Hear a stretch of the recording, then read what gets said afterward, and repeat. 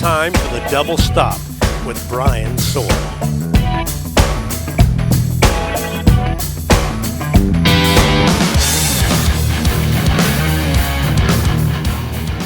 Welcome to the Double Stop podcast. I'm Brian Sword. This week I'm talking to bassist John Regan. John has two major bands that he's mostly known for. That'd be Ace Frehley's Comet and Peter Frampton. But he's also done a whole bunch of session playing, and he's also got a new band called 4x8, which reteams him with Todd Howarth from the Ace Frehley band. Now, John had some great stories about the rise and fall of Frehley's Comet and how it all went down. But he also had some stories about the best of album and the live album that he did in the late 90s for Ace. And for those particular albums, it was the first time he really shared what went on behind the scenes and how he came up with the title 12 Picks. So let's jump right into it. Here is my conversation with John Regan.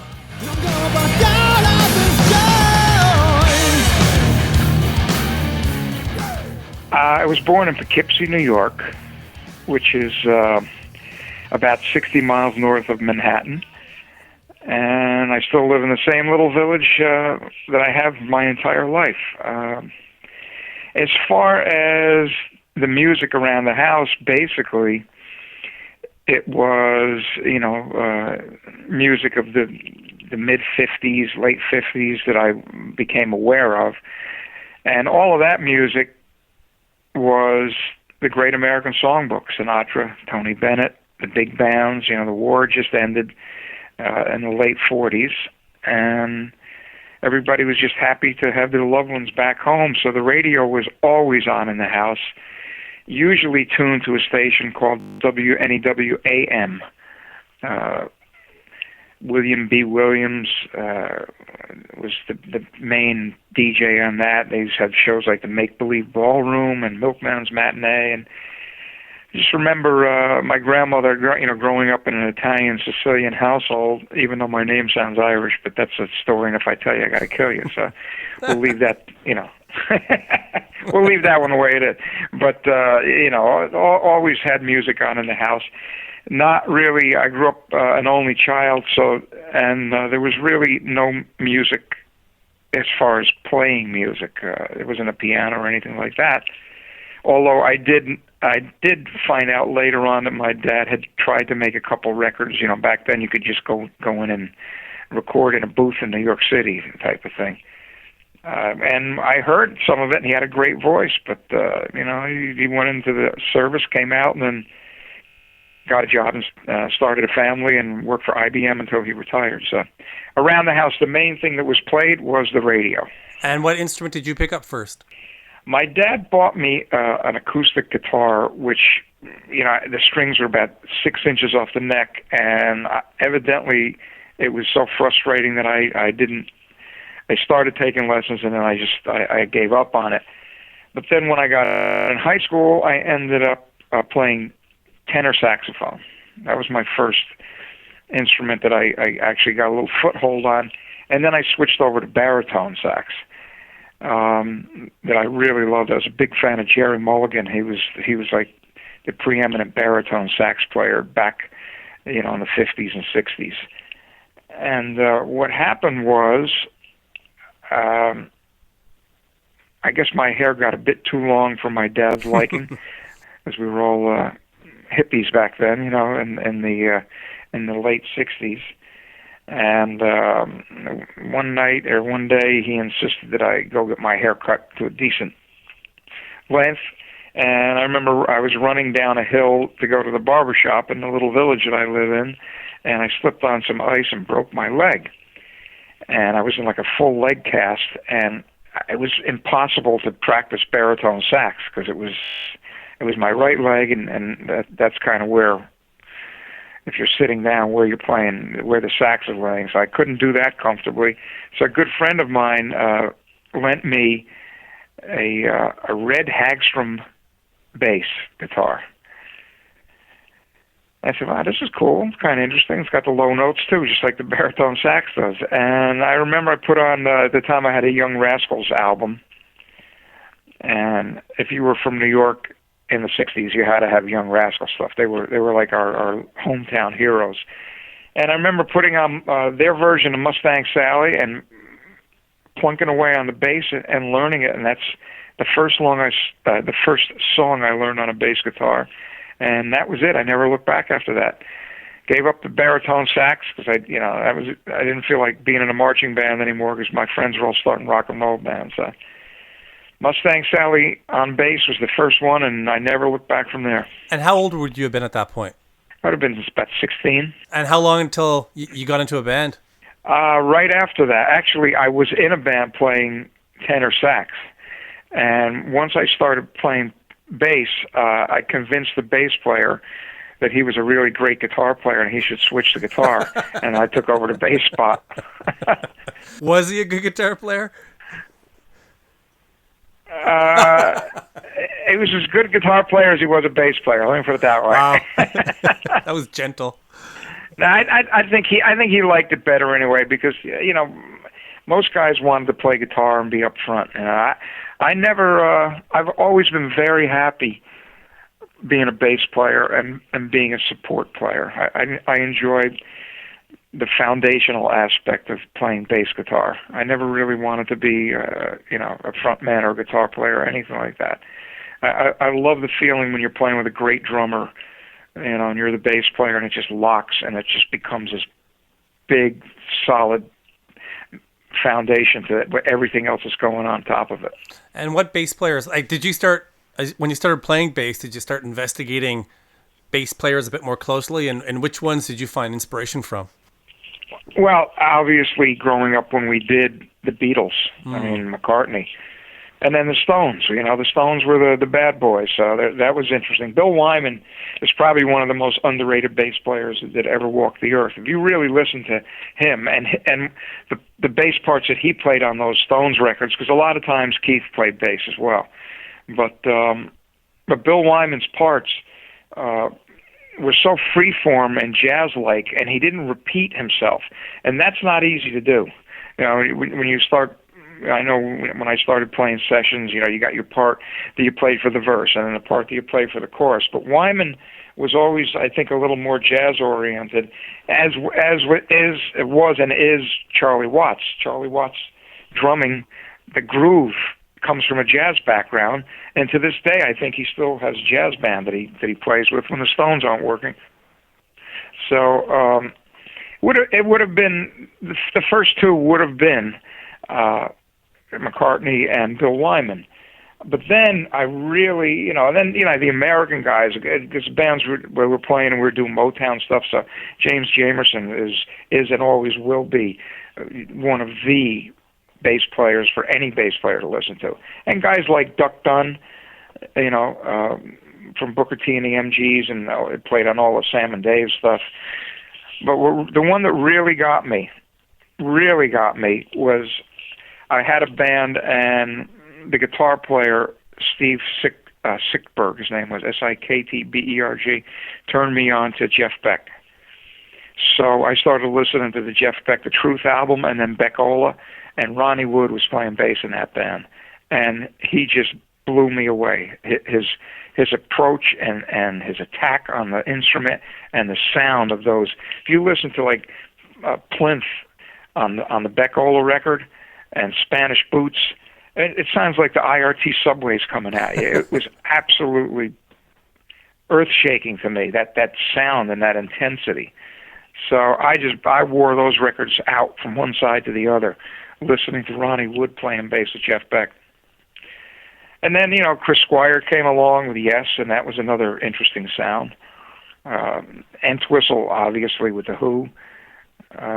Now we've got the luxury of being able to go on YouTube and punching in John Entwistle solo bass tracks and listening to just the bass track on It Won't Get Fooled Again or Baba O'Reilly, and it sounds like an orchestra, and it's just him. Yeah, it's amazing. It's amazing. But I've always approached my playing as more to the Bill Wyman, just really try to put a really, like I mentioned earlier, a really good foundation down so that everything else that's on top of it can really sit well. but I have, immense respect for those guys, like the Billy Sheehan's of the world that can, just shred it out. I'm not one of those guys. I'm more. I rely on whole notes a lot more than 30-second notes. Now, that first band, was it strictly in a garage somewhere, or were you playing shows or parties? Or No, we had back then. It was great parties, battle of the bands, church. The churches, a lot of them around here, had youth clubs. So we'd do like school dances, church dances. It was fantastic. I mean, it was the best feeling in the world. I mean, there's nothing more that you wanted to do than to go play a show. And obviously, we weren't doing it for the money, but I think most guys were doing it for just it was a great way to have the girls notice you. Exactly. If you weren't a jock, if you weren't playing sports, that was the other option. And how quickly did you decide that this was what you wanted to do with your life, to play bass? I mean, I loved it. I got a great deal of satisfaction out of it. I love the camaraderie of being in a band. It's still my favorite thing. I have had good fortune over the years to do a lot of session work, but nothing beats the feeling like, 4, 5, 6, whatever you've got in the band, everybody getting on that stage, and those rare nights when it all really hits on all cylinders, and you finish and you look at each other and go, what just happened there? And, all the money in the world can't buy that feeling. I don't care if you're Donald Trump. It's not for sale. It has to happen, and it has to be the right chemistry with the right bandmates. I think early on, I realized that that's what I wanted to do. In this neck of the woods here, you pretty much, when you graduated, when I did in the late 60s, early 70s, you pretty much either went on to be a teacher or you went to work for IBM. IBM was the big employer in this area. So, and that's, like I said, my dad was an IBMer, and he retired his entire career. It was those, you don't really get to do that anymore, where you start a job and then retire from it, 30 years later. But he did. He started IBM when it was a typewriter company, and he retired when it was the biggest computer company in the world. And that's kind of what you're expected to do. But I have to say they were supportive, albeit a little concerned, I believe, that I didn't want to take the typical path, as any parent would be, as I was as a parent. I actually didn't want my children, people used to say, oh, are your kids, are they musicians? Do they give them the music? And I said, no, and that's proof positive that God answers prayers. Because as much as I enjoyed it, the emotional roller coaster that you go through, I wouldn't wish on anyone that I really care about.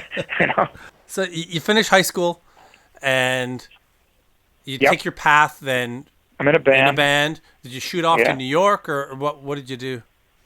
Well, no, just pretty much played in local club bands throughout the 60s and the 70s, and made a good living at it. You could actually, back then, work 3 or 4 nights a week locally, and make $100 a man. And back then, that was, cash. That was a good living. You could buy a house and raise a family on that kind of money. Those days are long gone. And sadly, the musicians that I talk to here that are playing the few clubs that still exist are making less money than I made back in the 70s, which is kind of sad. DJs came in, and that whole thing kind of destroyed it. And then the drinking age got raised, and the bar business went down, and it was really vibrant. Even up here, being up north, there was a lot of work up here, and there were a lot of great musicians up here as well. Because I'm basically in between Manhattan and Woodstock, so you'd get musicians coming down from Woodstock and musicians coming up from Manhattan. The Vanilla Fudge, bands like that, were instrumental. Mountain, Leslie West. That really, when you say, is there a moment that I realized that I wanted to be a professional musician? 2 things happened. One, I was rehearsing in the club band that I had here, and we used to finish our sets like at around 2 in the morning, and then we'd rehearse after for the next week, whatever new songs we're going to learn. And I remember we learned That's the Way of the World by Earth, Wind and Fire, and there was just something about that song and that night and the feeling I got playing that with the band that I was in. I just said, that's what I want to do. And actually before that, let me backtrack to about 1969, going to see Mountain at their peak, and hearing Felix Pappalardi play bass. That night and that other night that I talk about at the rehearsal really made me feel I want to really try to do this as a living and play music for the rest of my life. And I was blessed and fortunate that happened. I know a lot of people that are a lot more talented than I that didn't get that opportunity. So I never take it for granted. Now, was there one band that you're in around that time, or did you start moving into session playing? But what was your path through? The first sessions I worked on came from a guitar player that I was working with in 1971. His name is John Platania. He was Van Morrison's guitar player, Moondance, and that whole. He still plays with Van, actually, 40-some years later. But when he would come back from being on the road, he was a local guy. He wanted to put together an original band, so we had a 3-piece band. It was John Platania, myself, and Billy Carruthers was on drums, and that was the first original band I was ever in. And that became like a springboard to doing some session work through John Platania with Chip Taylor. Now, Chip Taylor, you would know, or you might not know, he's John Voight's brother, the actor. Okay. But he also wrote Wild Thing. I don't know if you remember. That's going way back, by the Trogs, yeah. And he also wrote Angel of the Morning, which is the same exact 3 chords as Wild Thing, so he got a lot of mileage out of those 3. And that was the first album I played on, and oddly enough, it was a country record. Oh. Chip Taylor, and the title of the album is called Gasoline. And that was my first session work. But then, I did a couple more things, nothing of real notoriety, but put a band together here. It was called Easy Street. And around 1979, like I said, we were working quite a bit and making a very nice living at it. But I also realized that I was going to have to make myself known in other circles. Nobody was really going to come up to Wappingers Falls, New York, and find me playing in a club. So a friend of mine, Joe Renda, otherwise known as Crazy Joe, from Crazy Joe and the Variable Speed Band. He had a song called Eugene out that was a hit. But prior to that, he opened a studio in White Plains, New York, with Chip Taylor as his partner and John Voight and another gentleman. So all of a sudden, this keyboard player, Joe Renda, who I met working on Chip's album, has a studio. So I called him up and I said, listen, Joe, I'm happy to come down and play on anybody's records, demos, anything, just for the experience and, just to get some kind of exposure in the recording industry. So he had me come down, and I played on a bunch of things for a bunch of different people at his studio in White Plains. And simultaneously, I had this band, Easy Street. And a friend of mine, Frankie Previtt, who was a singer in a band by the name of Bull Angus that had a deal on Mercury Records, that I also played with in the early 70s. I toured with them. I didn't play on the records, but I toured with them. And Frankie and I became friends when that disbanded. So he called me up and he goes, look, I've got a bunch of songs I really want to demo, try to get a deal. Me and the guitar player. So, well, I've got a pretty good band right up here. So why don't you drive up from New Jersey and we can rehearse in one of these clubs in the afternoons. Long story short, we demoed these songs, and that ended up becoming a band called Frankie and the Knockouts, who had a song called Sweetheart, which actually went to #1. But between the time that record was released and the time we did the demos, I got a call from my buddy Joe Renda saying, hey, you want to play with Peter Frampton? And I said, yeah, get out of here. I said, don't bullshit me. What do you really want? He goes, no. He goes, he needs a bass player, and his keyboard player lives around the corner, who had happened to be the late Bobby Mayo. And I said, of course I do. He said, well, get in your car and drive down here and meet Bobby. So I got in the car. I drove down to Westchester. It was a Tuesday night. It was about an hour ride from me. I met Bobby. He handed me a stack of records and about a two and a half hour set list for Frampton. And he goes, you got to be ready on Friday. And this was that Tuesday night at midnight. So I came home. I had my wife put on a pot of coffee, and I literally stayed up for 2 days straight learning Frampton's set, because I really was not that familiar with him. I was more familiar with his stuff from Humble Pie. I was not familiar with, the live Frampton Comes Alive album, even though everybody else on the planet was. Sorry, you're saying that you were given a set list. Did you even meet him? Did you audition? Or was it just basically learn the songs and play the show? Learn the songs and play the show, and I figured I was going to get a sound check at least, and that didn't even happen. It was literally my wife drove me to Westchester.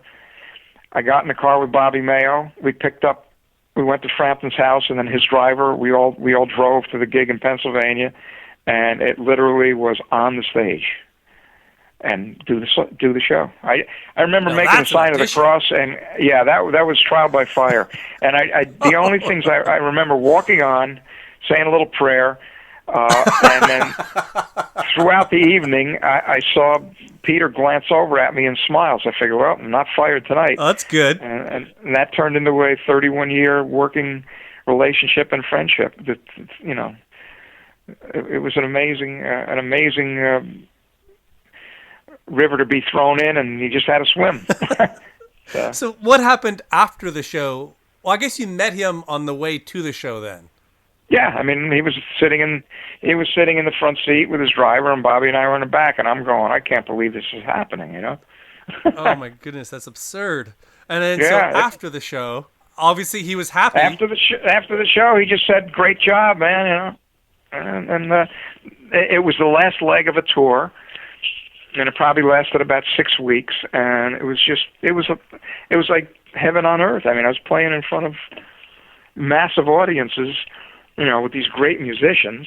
The most exciting part of it was, on drums, was Jamie Oldacre, who had just joined from Clapton's band. Jamie played I Shot the Sheriff and Cocaine and all that stuff. And right, yeah. I was absolutely over the moon playing in a rhythm section with Jamie. That was more exciting to me than anything else, to be honest with you. And we've remained fast friends all the way till today. And we did many projects together. I had Jamie. I brought him in to work with me with Stephen Stills. We did a couple tours of Stephen, and then I brought him in to work with Dave Edmunds, and then obviously I brought him in into Frehley's Comet for a while too. One of my favorite drummers of all time. You do a tour for 6 weeks with Frampton, mm-hmm. and then at the end of that, was it, okay, we're going to the studio, or was it, we'll see ya, thanks a lot, maybe we'll call you? How did that end? It ended in October of '79, and he had mentioned that he was going to want to do another album. He asked me if I wanted to be part of it, and I said absolutely. And but then I just came back and went back to work in my club band, because I found a fill-in for me, and I came back and I just went back to playing bass with them.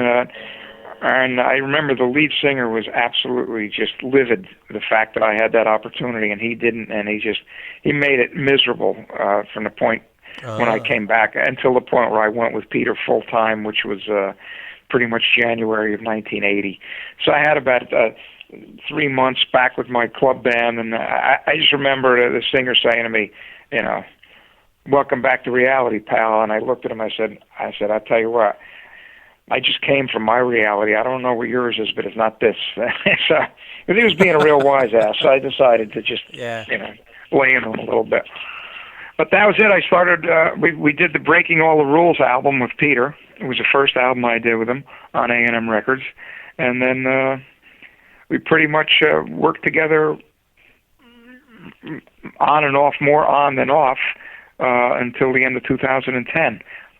And on Breaking All the Rules, was that your first studio album with a big budget? Obviously, you did Yes. lots of sessions, but was it a big difference for you? Well, it was a big difference. Yeah, we all flew to Hollywood, and everybody got to pick out their own BMW to drive around. So I was like, all right. It's like, you got to be kidding me. This is, it was wonderful. And in terms of writing your parts on that record, how much freedom did you have? Oh, whatever I wanted. I mean, Peter never dictated parts to anyone. The song was there, and we'd sit around and jam it out, and then record it. So you did 3 records in a row with him then? Oh my God. The first record we did was a special release for Argentina and Brazil, but that particular record ended up being the basis for Breaking All the Rules. So there would have been that Latin American record, which actually went gold down there, and then Breaking All the Rules, and then The Art of Control, I think, was the other record we did for A&M. And that would have been around about 1982.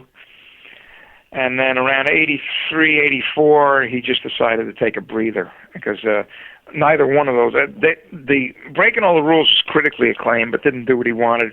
And The Art of Control, my personal opinion is he was just fulfilling the last record of a contract and just, there's some stuff on there that I like, but I've read some interviews where he said that's his least favorite record that he ever did. So, and then he kind of stopped.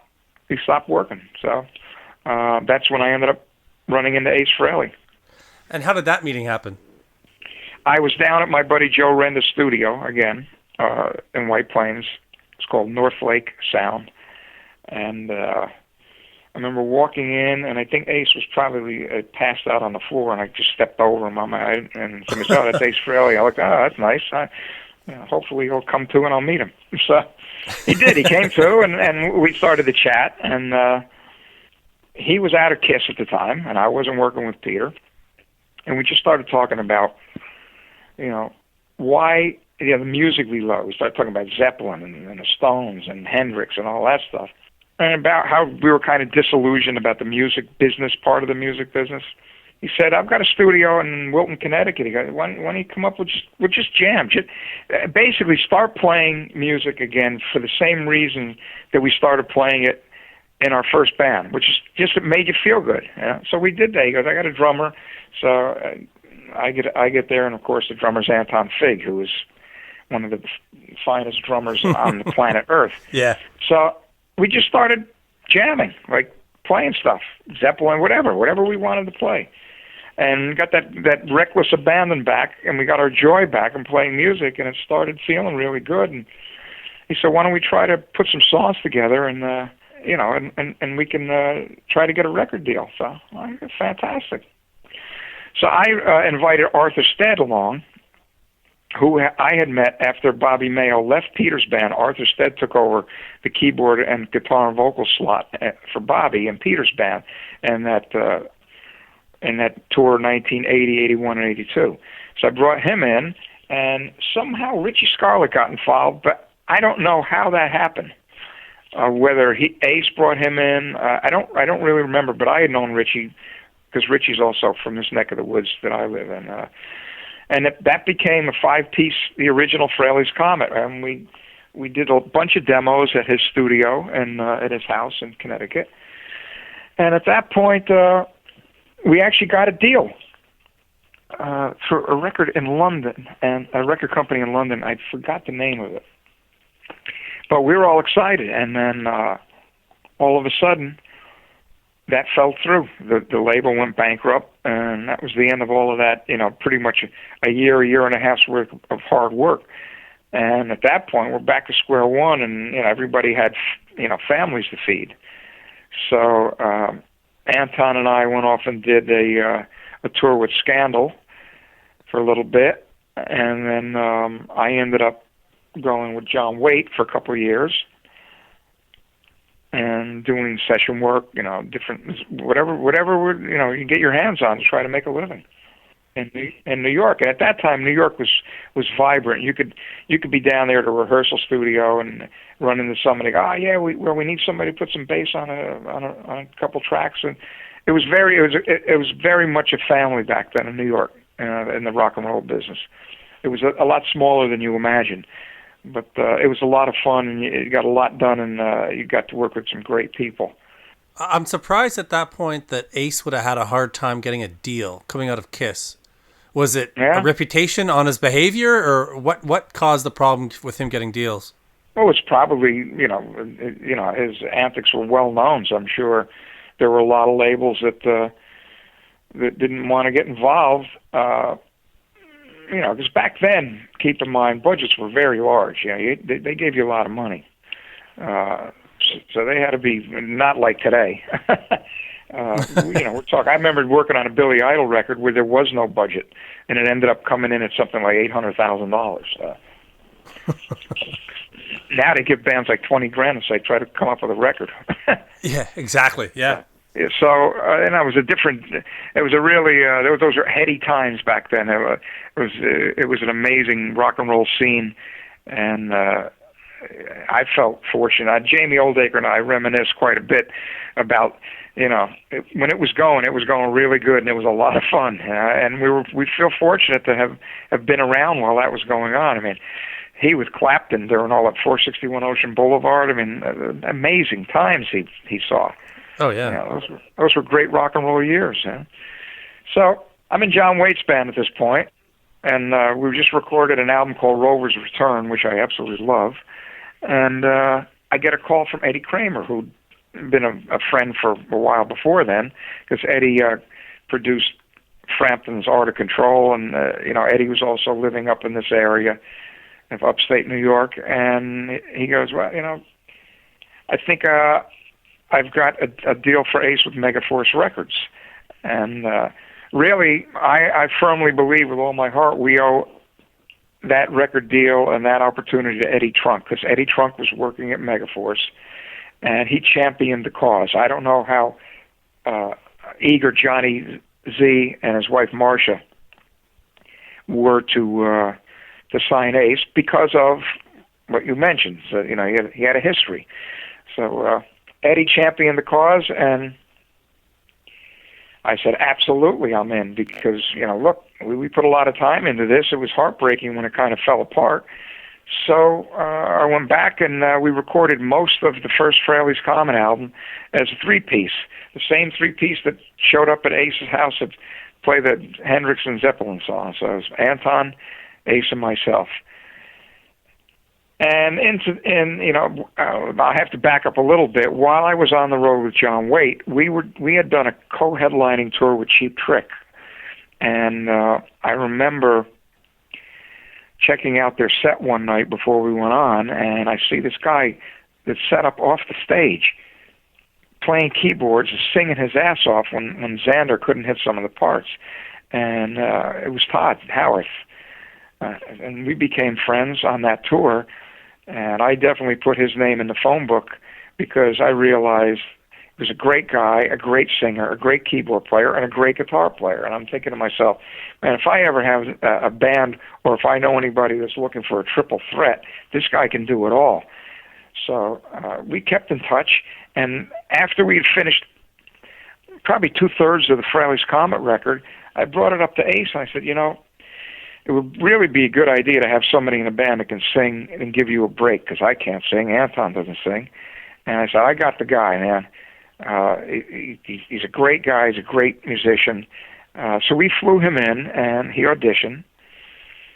And Ace and Anton loved him. And he came back and did one more quick audition, and then he just stayed and finished the rest of the record. And he brought songs like Something's Moved and Calling to You. He ended up singing Breakout, which originally we worked up with the first version of the band with Richie Scarlett singing it. But Todd came in and he sang it on the Frehley's Comet record, and he added a couple of his songs, and that's how that particular quartet ended up coming into being. And did you keep that initial spirit? Absolutely. It was a blast. And Ace had been clean and sober for a couple of years, and he was absolute joy to work with because he's an amazing, I've told him this, and I don't know if this will make sense, but the way I look at it was I love Paul Frampton. It's Ace that I had a hard time with on occasion.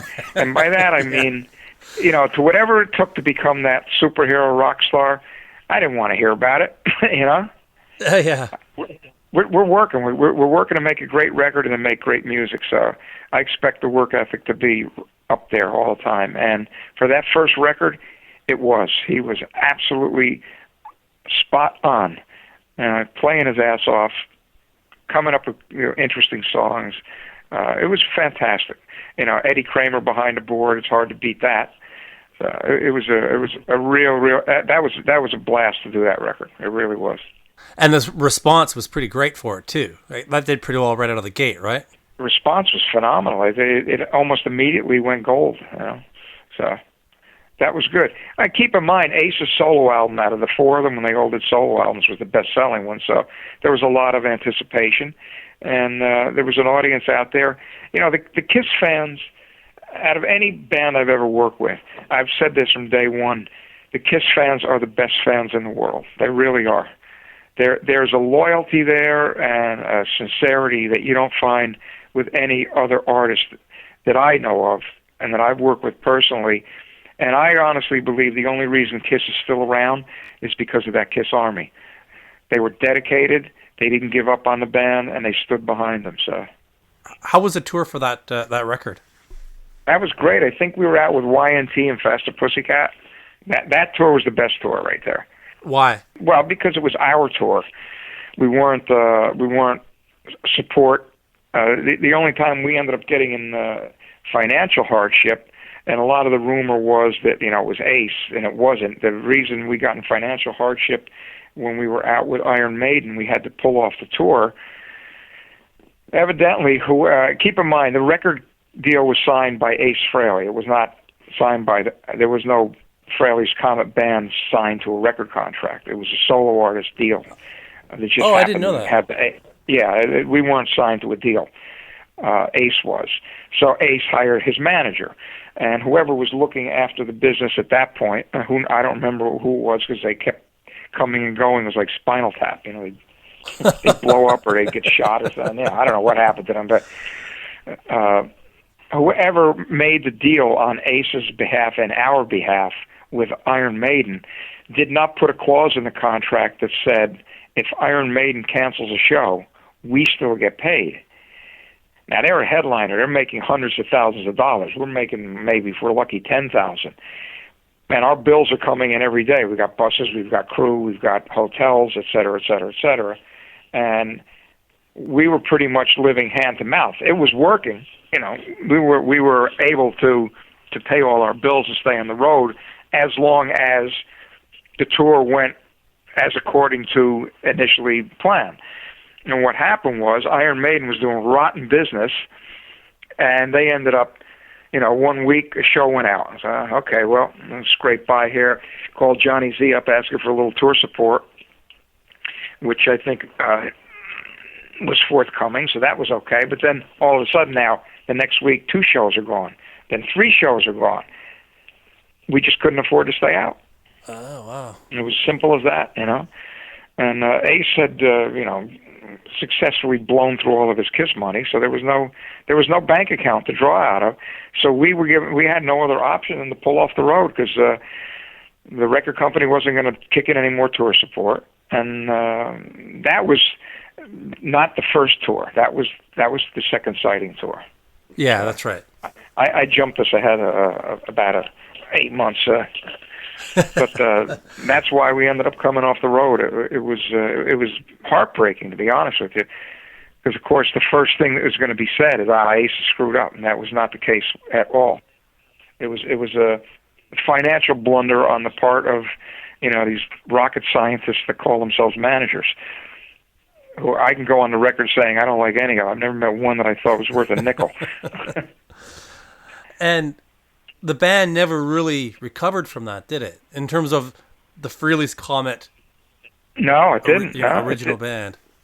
Well, we did say, we went in first of all, in hindsight is 2020. I was young and learning the business as we were going there, but even being relatively naive, when the suggestion was to make Live Plus One, the EP, I was thinking this is way too soon. What are we doing this for? And now I know how the record business works. We were almost getting to the point where we were recouped on the first record, and the label would have had to start paying us. But as soon as they lent us more money to do this EP, guess what? We're in debt again. So we put this thing out.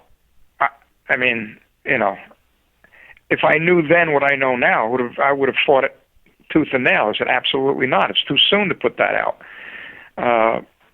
And then we ended up going to England and tour. So we're touring. Ace is getting more tired as we're going along. We do this live thing. Which that in itself wasn't that tiring because we're doing a live show anyway, just record it, But now all of a sudden, they want another studio record. It's like, what do you mean? We only put one out a year ago, plus we put an EP out in between. Well, they want another one. So we had to get material together, and Ace was pretty much burnt out at that point from working hard. And it is hard work because keep in mind, and it's with any musician that plays in a band where there's, the main focus is one person. It's very easy for the rest of us because we get to sleep in. But for Ace or for a guy like Frampton, they're doing interviews all day long. It doesn't stop for them. So he got burnt. Todd and I and whoever was drumming at the time, we got to go sightseeing during the day. Ace was doing interviews, and whatever else he had, photo shoots. Yeah, I mean, that's just the reality of it, which a lot of people don't realize and don't understand. The star, or whoever's the main spokesperson, is never not working. So now we got to come up with another album. Fortunately, Todd is a songwriting machine. And he ended up having the bulk of the material. Ace just pretty much didn't have much at that point. Everybody said it was a Todd Howard solo record. I disagree completely. Todd just happened to have the material. So we had to make a record, and that's the record we made. When I talked to Todd, he explained about the process of recording the track It's Over Now. What were your thoughts on that song and the recording sessions for it? That's my favorite song on that album. Now, is it a heavy, hard rockin' metalish song? Absolutely not. But it's an incredibly well written piece of music that Todd wrote for Cheap Trick originally. And if you listen to it knowing that, you'll see how it makes a lot of sense. Oh, yeah. I love it. As a matter of fact, with our new band 4 by Fate, that's going to be the first song we recut, which we're doing in a couple of weeks, by the way. Brilliant. But I just jumped way ahead. But I have 25 years. Basically that song was recorded 3-piece. Todd, Jamie Oldacre, and myself. And it's a great song. It plays itself. I think he heard it and said, "Man, I'm not going to beat this, so let's use it." I think he realized what a great solo Todd put down. But was he kind of sloughing off at that point? Yes, he was. Yeah, he was. I'm going to be completely honest with you. Yeah, he was there, but he wasn't there. And what kind of morale or how would that affect the sessions then when you're trying to put a record together and you have the pressure of a record label breathing down your throat, and then as you call him, the star of the band really doesn't have his head in the game? Yeah, well, he's not giving 100%, and I'm co-producing the record, so I'm also administering the budget on these, which I did for all the records and all the tours. I handled all of the money, and it was not easy. To answer your question directly, you just put your head down and you hit the ground running every morning, and you get it done, no matter what it takes, with or without Ace. And that's exactly what we had to do on that record. And we finished it. We brought it in. On budget, on time. Did it have as much Ace on it as it should have? No, but that wasn't an option. He wasn't upholding his end of the bargain at that point. for whatever reasons there were, So we kind of made that record around him. But there's stuff on there that I love too that he did. It's Todd heavy because Todd was the one that had the material. That's as simple as that. So the album comes out. It didn't do as well instantly as the previous full length. No, but it still did all right, I would assume. I did. I don't know. I never was privy to the numbers. All I knew was the first record almost immediately went gold. It immediately sold like 450,000, and then allegedly it didn't go gold because there were these secretive things called returns. How do you know that? How do you know a record store returned 100 of those albums? How do you ever prove that without doing an audit? The music business is cutthroat at best. You never know. So I don't know what the numbers were on it. I do know eventually I got some kind of an award from Megaforce stating, it wasn't an RIAA certified gold or platinum, but it basically showed all the different product that we had done during those years and that it sold over 1 million. So I imagine Second Sighting came out and did a few 100,000 at that time. It's still selling, so who knows what it sold in reality. Yeah, it just got re-released by Rock Candy Records last year or 6 months ago. That's right. Yeah, that's right. Off that tour, the tour ends with comes to a grinding halt, unfortunately. Yes, unfortunately, that's right, yeah. Then Todd leaves the band. Yeah. I understand that he was told that, no more lead vocals for you, and Ace is going to write the songs. I don't remember that at all. Does Todd say he remembers that? Because I don't. That's what he told me in the other interview. That's how he described it. Yeah. Well, I think what happened was it wouldn't have been put that way. I don't remember anybody from the label saying that. I do remember them saying, there wasn't enough Ace on the last record. Well, of course there wasn't, because there wasn't enough Ace to be on the record. That's the reality of it. Yeah, they were absolutely right on that, but you wanted a record finished at a certain time. You got what you got. I think they felt we got away from the core Ace, harder edge music, and the next one was going to lean more towards that. I don't ever remember there be any situation where Todd was forced out. I think he just saw the writing on the wall, and he decided, well, you know what? Maybe it's time. I'll use this springboard because I'm not going to change the way I write to try to fit what the record company wants from Ace. So, I was saddened by it because I love Todd. I was sad to see him go because, not only is he a great musician, he's a great human being, and his work ethic is right up the alley with mine. We both believe in hard work, and I think it ran its course. And then we had to try to figure out what to do. So the first thing was, it's going to be an Ace Frehley record. And, we talked about it, and, we auditioned drummers first, and we ended up settling on Sandy Slavin from the group Riot. He was going to be our live drummer, and we sat down and said, well, wait a minute, we want that edge back. Why don't we ask Richie Scarlett to come back in? So Richie was brought back in for Trouble Walkin'. He brought some great songs to that record, Too Young to Die. Richie's got that swagger to him. So I really like that record. We did end up bringing Anton Fig in on drums to do the record. So we kind of went back to that same process of having Eddie Kramer come in and recording it as a 3-piece, and then Richie did his songs, and it was a good record. It was a lot of fun. I think Sandy played on one track on the record, but Anton did the rest of the drumming on that. And it would seem that Ace was re-inspired and was back in the game? Yeah, absolutely, yeah. Yeah. I mean, he had enough time to recharge. I mean, honestly, that's really what I think it all boiled down to with Second Sighting. He did a lot of work for 2 years straight on that first record, and he was not ready for another one. And again, I fault the record company for pushing him into it. There's no reason. I mean, you don't see people doing that anymore. Putting a record out every 8 months. It just doesn't happen because it can't. You can't be that creative. And you need time for your batteries to recharge. We had enough time off between Second Sighting and the 1990 release.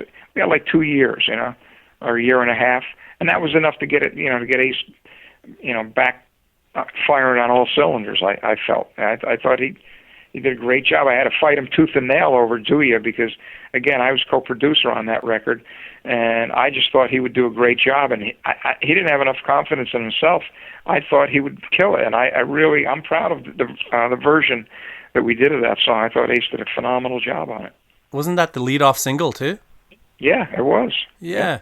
The video, the one and only video and single from that record. Now that record has one of my personal all-time favorite instrumentals, which is Fractured 3, and I love the bass on that song. Tell me about the sessions for that and how that song came together. Thank you. I'm proud of that one. I pretty much wrote a good portion of it at my house on my 8-string bass. That's pretty much what that, and Fractured 2 as well. I used the 8-string bass, and I put down the framework of it and brought it to Ace, and then he and I just sat there and worked together. And then once we got it in the studio with Anton, he put his bombastic touches on it, and I love the way it starts and then it just reaches this peak and then it just settles back in. It's one of my compositions that I'm the most proud of is Fractured 3. And thank you. I appreciate you. I appreciate that you like it. Oh, it's one of my favorites, absolutely. And I'm a big guitar instrumental music fan, and that song is one of my all-time favorites. And the drums as well on that. You. It's such an interesting beat too. He really killed it on that song. Oh, I know. Well, Anton could turn things around. He's the most, out of any drummer I've ever had the pleasure to work with, and I've had the pleasure to work with the best in the world over the years, he is the most, his creativity, but more than that, and I don't know whether it's because of his South African roots and what he grew up listening to, and then he went to conservatory and learned the proper styles, but his four limbs are so independent of each other that, as a matter of fact, when we ended up recording Breakout, and then we had a whole drum auditions when we realized Anton got the gig with Letterman and he wasn't going to be on the road with us, more than a few drummers came to me when they were auditioning and basically said, well, there's all kinds of drum mistakes in this song. I said, no, there's no drum mistakes. You just can't play it. Yeah. And he's very hard to duplicate because, again, he's got a jazz background. So his drumming, especially with Ace, is very freeform and creative beyond comprehension sometimes. I'd listen to him and go, how the hell did he think of that? Yeah, exactly. Because it's illogical but works. Exactly, especially in the breakdown where it comes back out of, where it breaks down to the outro of Fractured 3. The drum fill airs, I don't even know what that would look like if you wrote it out. Exactly, what time signature it would be. But, again, there's the way I approach bass, especially with a drummer like Anton, is I just try to be the Rock of Gibraltar and give him a place to land. And then that lets him be as zany and creative as he wants to be. Always knowing that there's going to be, wherever he comes down, I'm going to be there. So that was one particular spot that proves that point perfectly in Fractured 3. So it's amazing. You picked up on that, and that's great. I appreciate that. And did you guys tour that record? Yes, we did. We toured it, for a few months. We did the Do Ya video. Yeah, we did. We shot the video for that on the stage of the Apollo Theater. And an interesting little side story. My father, may he rest in peace, when he was a boy, he lived in that area because that's where, not only was it a black area, but it was an Italian area, 125th Street and 2nd Avenue. Back in the 20s and the 30s. So as a young man, my father used to go to the Apollo to see, everybody that played there. every big black act was at the Apollo. Count Basie, Duke Ellington, Billie Holiday, Cab Calloway, all that stuff. So my dad used to go there as a young man. And the whole time was in the music business, I had been working with people. He didn't. He knew I was able to pay the bills because I didn't. He didn't see me asking him for money. But I remember telling him that day that we're shooting a video with this new song that I have with the band, and we're doing it at the Apollo Theater. And that was the only time that I saw a light in his eyes, where I took it that he must have realized that his son was doing something of some importance, because that to him was success, the Apollo Theater. That's where he went to see all those stars, So it was really never anything that I actually played him or any records that I gave her. It was the day that I told him I was going to be on that stage doing something is when he realized maybe it wasn't a waste of time.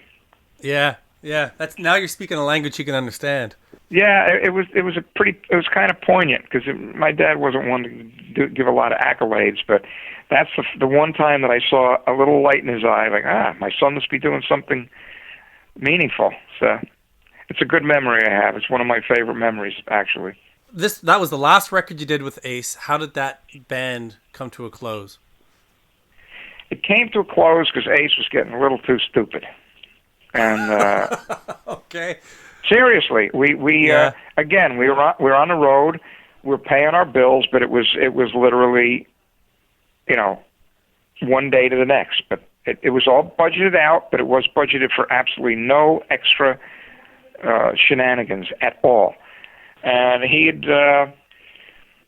had taken up with this young lady, and for some reason, the last night of the tour, he decided. The day of the last night of the tour, he decided he was going to take her to Disney World and not go do the gig. And it was in, I believe, Anaheim, California. I believe that's where it was. And it was a sold-out show. The crew was loading in. And I remember getting some kind of bogus note from a doctor the tour manager brought to me and said, Ace can't play the show tonight because the smoke from the guitar has made him not feel good. And then we saw him drive off in a convertible with this young lady. And that was it for me. Because my deal with Johnny Z and everybody was this. I'm going to give it 110% as long as I see that Ace is trying. The moment I see that he's not, I'm gone. And that was the moment right there. It was irresponsible. I'm sure he regrets it or regretted it not too soon after he did it. But what it did was it put us all in a very bad position because now we didn't have money to get everybody back home, because you pick up a good portion of your show pay the night of the show. And again, that was the money to get the buses home to New York from L.A. It was just to me, it was unconscionable, and that was it for me. Things were going. I wasn't liking a lot of the stuff that was going on anyway. So that just happened to be the straw that broke the camel's back for me, and that's it. We came home, and I called Johnny Z, and I basically said, I respectfully resigned from this organization. So, and that was that. 1990. It was a sad way to end it, But I wasn't about to go down with the Titanic. So I already bled that band, and that was just, to me, was a complete and utter selfish act and an insult to everybody. So. Obviously, that had to be crushing to come home like that. How did you regroup? Yeah, well, you just. I'm a stubborn Sicilian. I just kept going. You just go, okay, next. That 5-year period, I don't regret any of it. I learned the music business inside and out. I had let me put it this way. The preponderance of the memories of that whole time are good ones. When you're in it, and especially when you're in it and you're handling production and budgets and you're trying to make it work, and you're trying to push it one step forward, and the artist is pushing it 2 steps back, it's frustrating. But if I look back on it, the bulk of it was a lot of fun. You know, and I honestly, Ace is not a person who purposely sets out to hurt people. I've worked with artists that are, and who shall remain nameless, but he just that was him, you know. He just he's kind of like a pinball. He kind of bounces from one cushion to the next.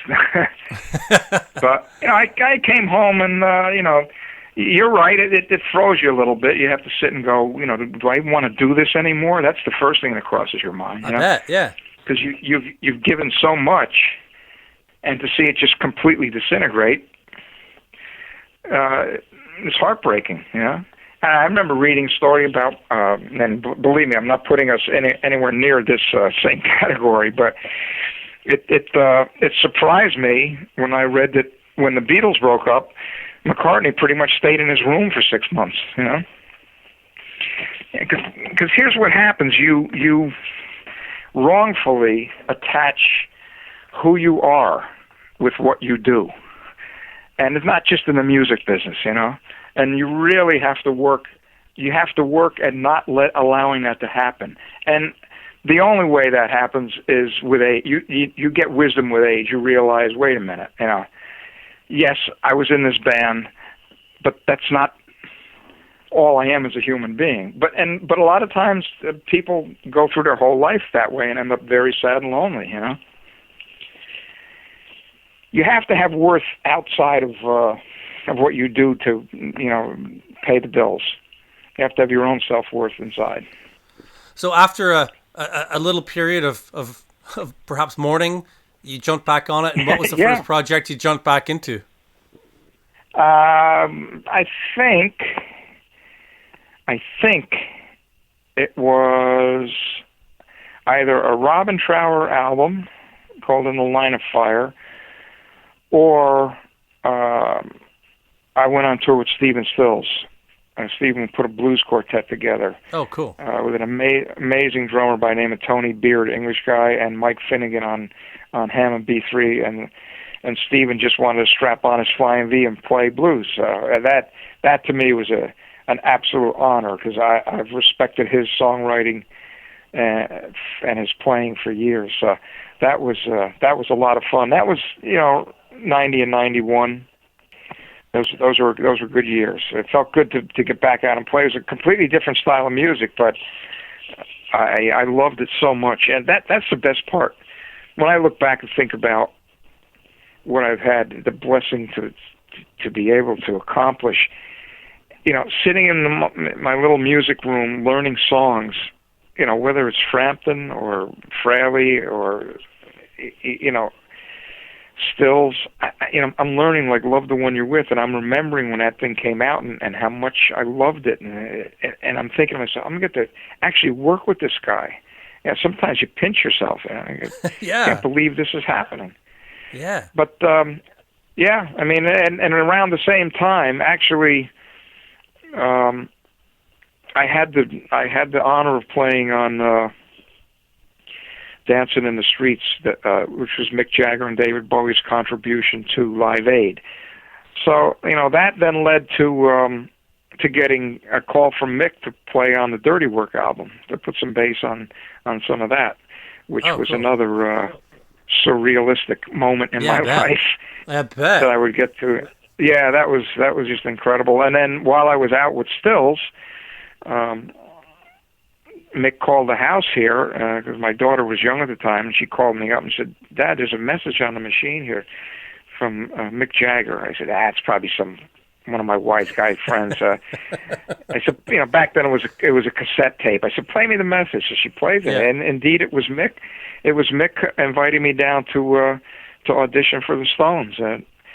You know, they auditioned 12 bass players. I didn't get it, but I was absolutely honored to be even considered. So, I remember we had a day off with Stills. We were playing. We're out in Long Island, and a buddy of mine picked me up and drove me into the city, and I got to go to SIR on 52nd Street there, and basically call the tunes for 2 hours with the Rolling Stones. We played whatever I asked them to play. It was just Oh, brilliant. A moment that I still look back on and can't believe I got to experience, being in the room with those guys, and they were all sweet, and the sweetest one was Keith. And what was the first song you wanted to play? If you were calling the songs, what was the first one you went to? Beast of Burden, because I wanted to hear Charlie do that little skip on the hi-hat. If you think of that, if you think of the drum part, Beast of Burden, he does this little skip, which is kind of his trademark. He usually will leave the fourth beat off the hi-hat. Yeah. Which right. makes a swing. Yeah. If you're just going you go it makes a swing. It's a jazz thing. You're such a bass player. You know? You're such a bass player. You choose a song because you want to hear something the drummer does. Absolutely, yeah. Well, I've always, I adore drummers, and I've gotten to work with some of the best on the planet. I just pinch myself sometimes when I think about it. Now, tell me about working with David Lee Roth. That must have been an interesting That was great. experience. What happened there is when I got called to do the replace the bass part on Dancing in the Streets, they had a part there they weren't happy with. So I got a friend of mine, Rob Sabino, who was Nile Rodgers' main keyboard guy in the era where Nile was making everybody's hit records. And thank God he's back again. So he had a health scare. Nile Rodgers is probably my favorite producer I've ever worked with by far. Yeah, he's working with Duran Duran again right now. Yeah, he is. Absolutely. Yep.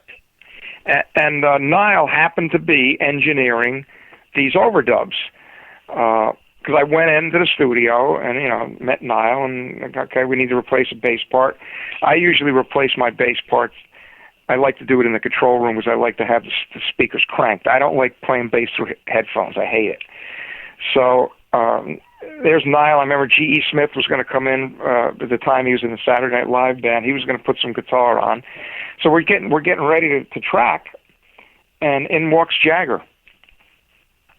And I just remember we started the track, he hit play and record, and it's the only time in my life that I ever did something in one take, the only time.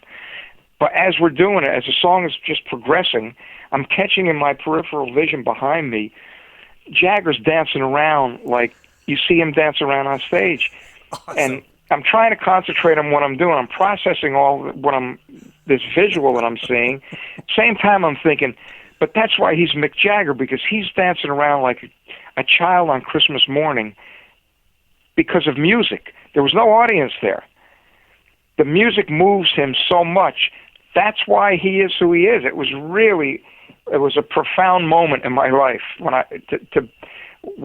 within a 4.5 minute period to take all this in and then record the part. But it was incredible. It was incredible to see the joy that Jagger got out of just listening to this track. It was phenomenal. Brilliant. So I had met Nile on that session. It came time for him to produce the David Lee Roth record. And, obviously we got along very well, on that session. He was happy with what I did, and he called me to play on that one. And that was another phenomenal experience, not just because Nile was producing, but, David Lee, if vaudeville was still alive, he'd be the biggest star on the planet. He is Mr. Show Business, even in the studio. It was just one joke after another, and my main takeaway from that was between he and Nile, they were kindred spirits in as much as they both. The important thing when it was time to go into the room and run it down was just go in there and have a good time. If we're having a good time, it's going to come across on the record. And that, to me, is the only way to make records. Musicians are having fun. The people that are listening are going to know it. Oh, absolutely. I believe that totally. Yep. So, those sessions were phenomenal. Anytime I work with Nile, I never wanted the sessions to end. They ended way too quickly. It never felt like work ever with him. After that record, was that around the time that you reconnected with Peter Frampton, or was there a bunch of other work in between? There was some David Bowie stuff with Nile Rodgers. There was Black Tie White Noise record. There's some Billy Idol, Whiplash Smile. I played on that. I'm sure I'm leaving stuff out, but just that period in the mid '80s to the very early '90s was I was doing a lot of work. I was getting a lot of calls, and it was just a dream come true to play with those guys. Playing, not just the artists, but the musicians that were on the projects too were just killer. So, pretty much around 91, 92, I got a call from Peter, and he said he had done the Glass Spider tour with Bowie, and Peter and David go back to when they were children. Peter's father was one of David Bowie's teachers, so they'd known each other from like grade school. And David basically said, "Man, you're such a great guitar player. He didn't have a record deal anymore, and he basically said, why don't you come out and do this Glass Spider tour?" So he did, and that kind of got him charged up again. Meanwhile, he got a deal with Atlantic Records and did an album called Premonition and another one called When All the Pieces Fit, which that really started Peter and I's writing together. We wrote 3 songs together for that record. And then it came time for him to tour, and he called up and he goes, "Look, I got the offer to do 6 weeks." He said, "Honestly, I don't know if anybody's even going to come," because he'd been out of the public eye for half a decade. No, what am I talking about? It was more like 8 or 9 years, except for the Bowie tour. And I said, "Absolutely, count me in." So he called Bobby Mayo up. Bobby came in. Jamie Oldacre came back, and we started touring. And that 6-week tour turned into 7 months straight. I remember I didn't get home for 7 months. And because Peter's an amazing guitar player.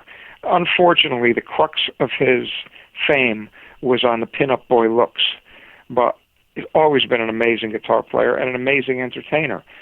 And that really started his resurgence, and we worked and worked and worked. He's still out touring right now, so deservedly so. And how long were you with him on that run? Like that stretch? You were with him for years, right? Yeah, well, pretty straight through from 92 to 2000, to end of 2000. So 2011, 92 to 2011. We did a lot of recording.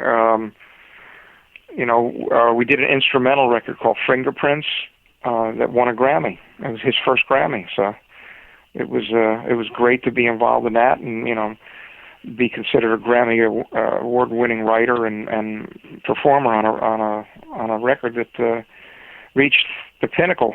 And I was really glad that he won the Grammy because it was an instrumental, so he won it not as a pop star, but as a musician, as a guitar player. That's true, eh? That's a good distinction for him. I couldn't have been happier, And what happened at the end there Well, what happened was, in 2011 was the 35th anniversary of the release of Frampton Comes Alive. And the only 2 people left from that amazing band were Bobby Mayo passed away while we were on tour in 2004, and John Siomos, the drummer, passed away not too long after that, or he might have been just before, I'm not sure. So the only one left from that band were Peter and Stanley Sheldon, the bass player, who I replaced in 1979. So Peter said, "Look," he goes, I'm doing this 35th anniversary. We're making a big deal of it. I'd really like to have Stanley come." And I said, it's absolutely, of course, he should. It's his rightful place. And the funny thing is, 10 years prior to that, because Peter and I, we've got an electronics company together. It wasn't an employer-employee thing anymore. It was a friendship. I said, "Look, it's the 25th anniversary of Frampton Comes Alive." And at that time, the whole band was alive. I said, "Why don't you make a meal of this? You'll be able to play Madison Square Garden. People will come out to see it." He goes, "No, then they'll consider I'm washed up." So I didn't agree with his thinking, but, you can lead a horse to water, you can't make him drink. But so when he decided to do it on the 35th, I don't think it was as effective as it would have been with the entire original band. But so Stanley came on, and he's doing that. He's still working with him now. So it's he gets to babysit him for a while. He can be a psychiatrist now. When in the mid-'90s, you produced a couple Ace Frehley best ofs. There was a live album in there too. What led you to come back to the Ace stuff years later to work on it again? Well, I remember my wife ran the Frehley's Comet fan club. Okay. Oh, cool. And we bought all of the stuff that the Rock Soldiers fan club gave out, and it was kind of a labor of love. We didn't make any money on it, but when you became a member of the fan club, you used to get these autographed picks, that everybody's so fond of collecting. So I said, that's a good idea. When you become a fan, you get an 8x10, you get this, you get a newsletter, you get autographed picks, blah, blah, blah, blah. So when I left in 90 under not the most pleasant circumstances, Richie Scarlett came to me a few months later and goes, Johnny, I really got to go these KISS conventions. I said, what the hell do I want to go to a KISS convention for? He goes, he goes, any memorabilia you got, these people love to buy it. I'm thinking, aha, I can clean out my garage of all this crap that I got. So I went, and I got to meet some old friends, new friends. I don't like to call them fans, but it really was a pleasant experience, and we got rid of a lot of the stuff that was cluttering our house, which were some guitar picks. I decided, well, he's back in the limelight. I'm proud of this stuff we did with Frehley's Comet. Why don't we do a compilation to kind of coincide with Ace being back in KISS? I talked to Johnny Z, and we did the first one.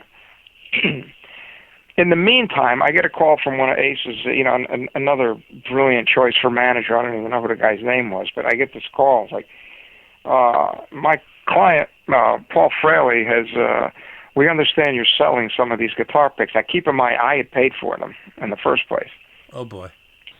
He goes, you have to cease and desist. I said, well, I'll tell you what. You tell your client that I'm owed $70,000 in royalties.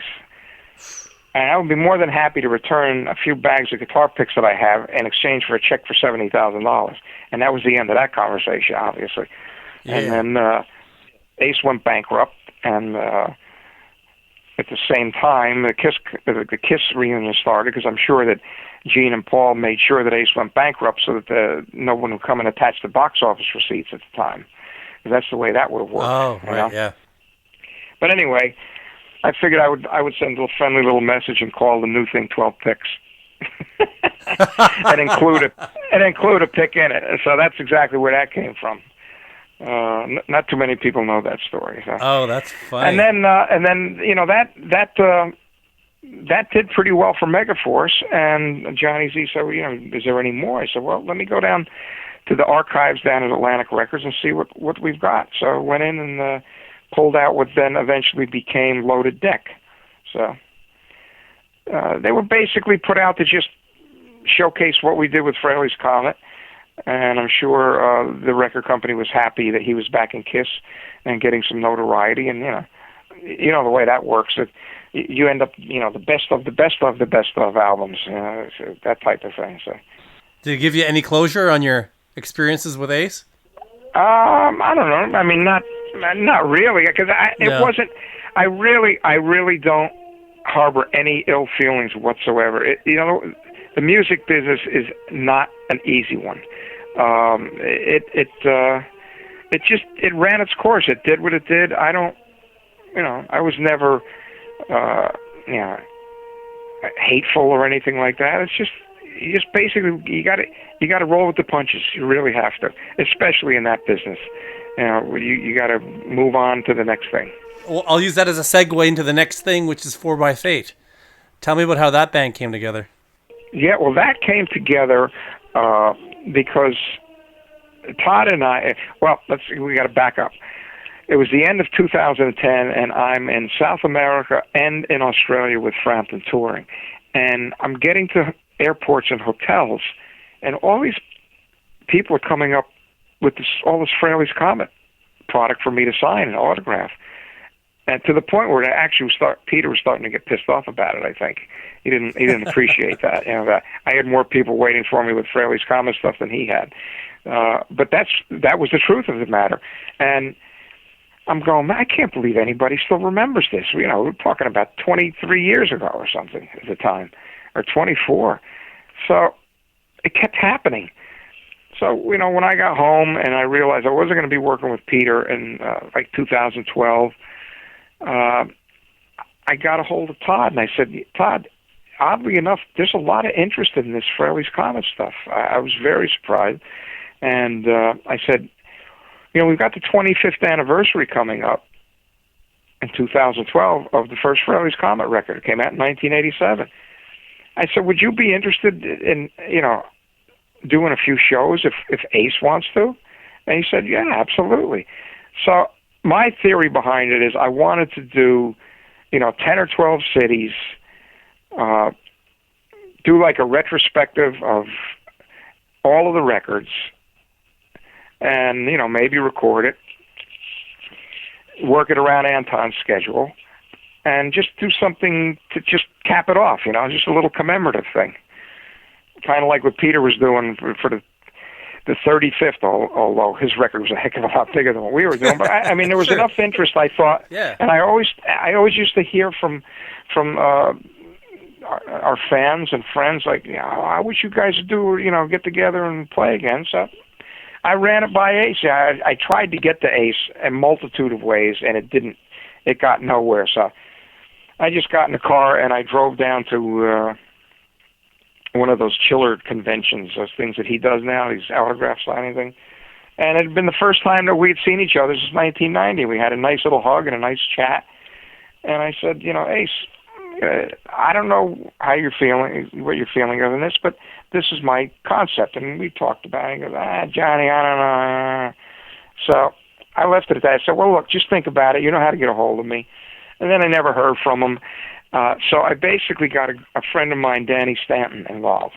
Now, Danny, I've known since he was a young boy who used to come to the Frehley's Comet shows, who has now turned into a spectacular manager and booking agent. He works with Twisted Sister. He's doing everything right, and for the right reasons.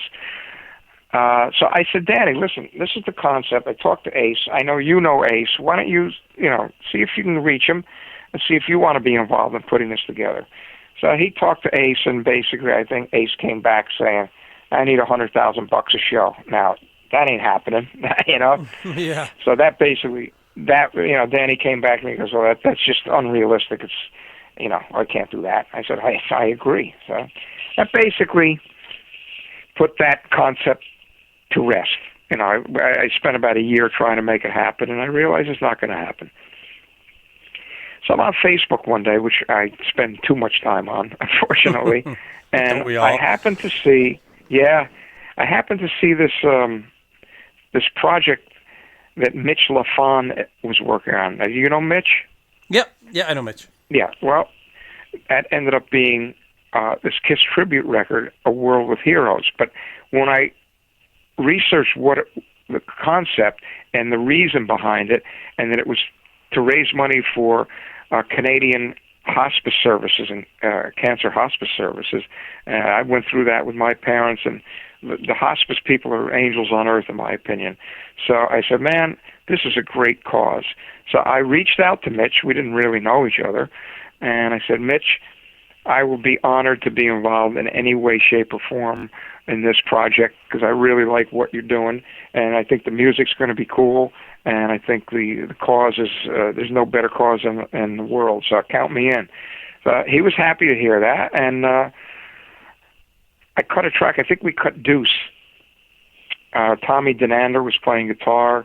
I believe Kevin Valentine played drums, but came out great. It was the first time I had ever done one of these recordings by wire, I like to call it, where the guitar and the drums were put down. They sent it to me. I threw the bass on and went back to L.A. for vocals, and it came out great. So Mitch said, well, do you think you'd like to do something else? I said, well, I tell you what, I'd love to do Breakout but only if Todd Howarth is involved. But first, he said, that's a great idea. So I said, well, look, I can't speak for Todd, but let me call him. So I gave Todd a call, and I said, well, we're not going to do the Frahley's Comet reunion, but check this project out, and what do you think about recutting Breakout? So he got on board. We did it. I did a couple more things on the record. Todd did some more background vocals, and it came out. And I guess it got very good reviews, and it's raised a lot of money for Canadian hospice research. My hat is off to Mitch for doing something that noble.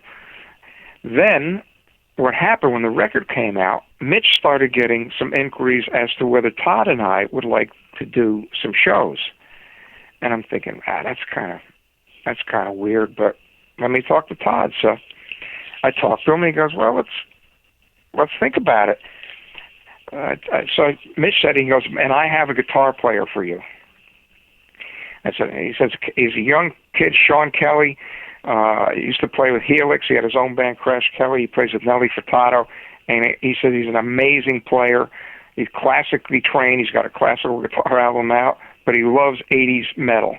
I said, well, Mitch, I have faith in your judgment. So the three of us get on a conference call, and we immediately just all hit it off. So it's like, okay, all right, now we got three guys. And wait a minute, now what do we do? So I said, let me talk to Danny Stanton about this. So I give Danny a call.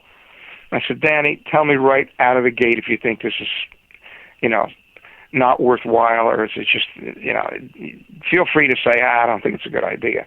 He goes, no, let me check with some promoters. So he started making some phone calls, and he started getting interest.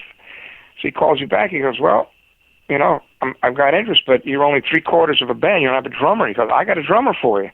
I said, okay. Stet Howland from Wasp. I said, fantastic. So we do another conference call. We all get on the phone. We're all like a band of brothers immediately. We had never played a note of music together, and it felt like a band.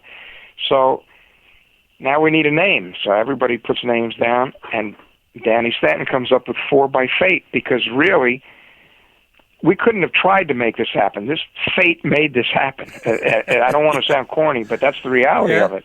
So I said, what a better name, So there you have it. And, we did a couple shows already. We just came back from playing the Alcatraz Hard Rock and Metal Festival in Belgium last weekend. Went over great, and now we're getting ready to head into the studio the third week of September and cut about eight tunes, and then we're going to try to get them out, whether we do it on iTunes. It's a whole different world now. You don't even really need a record deal anymore. So we're going to just take that one step at a time. Todd never stops writing. Sean's got some killer tunes. I'll contribute, Stat, everybody. It truly is a band, and we can't wait to get into the studio.